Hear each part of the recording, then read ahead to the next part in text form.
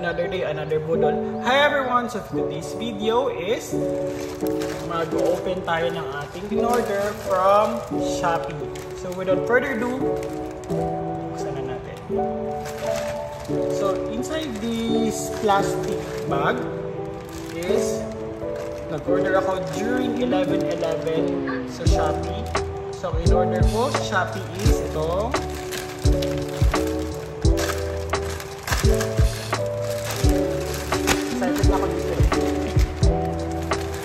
story ko muna.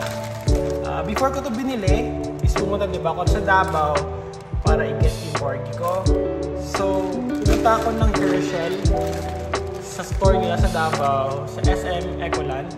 So, before ko pinurchase ito, tinignan ko muna kung maganda yung design and kung ano po yung kung gaano siya kalaki. So, ito siya ang pinurchase ko. Siya sa Herschel, sa Shopee Herschel na official page nila. So, nabili ko siya ng amounting 5,790. So, ang kinuha ko itong ano bang pangalan ito? Itong Herschel backpack na I think water resistance. Ganun. So, yung colorway na pinili ko is itong yellow para pareho siya sa aking Vespa. So ayan, buksan natin. May resibo din pala siya.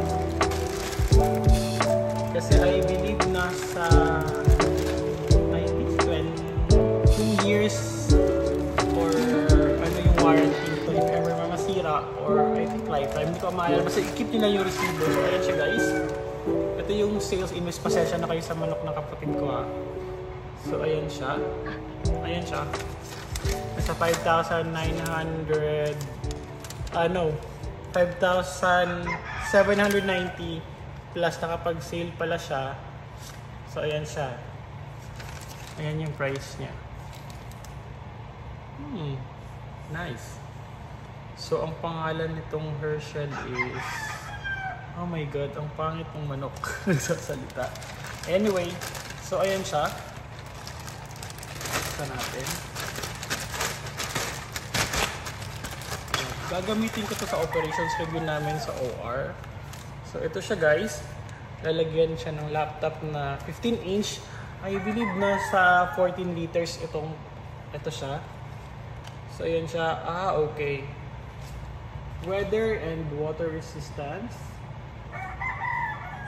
Pasensya na kayo sa manok ng kapatid ko. Ayan siya guys. Diba? Super nice. And pag ina-open natin, ayan siya. So, diba? Herschel Supply Company recycled polycoat. Okay. So, ayan siya guys. May lalagyan na pa siya ng ano. Ito sa gilid. So, ayan siya. Diba? Super ganda niya. So, grab na kayo. If ever na mag-purchase kayo nito, try nyo na lang antayin nyo yung 12/12 sa December kasi nakakapag-sale talaga silang malaki. Tsaka malala. So, ayan siya. Yun lang guys. Thank you for watching. Pasensya na kayo sa manok. Bye-bye!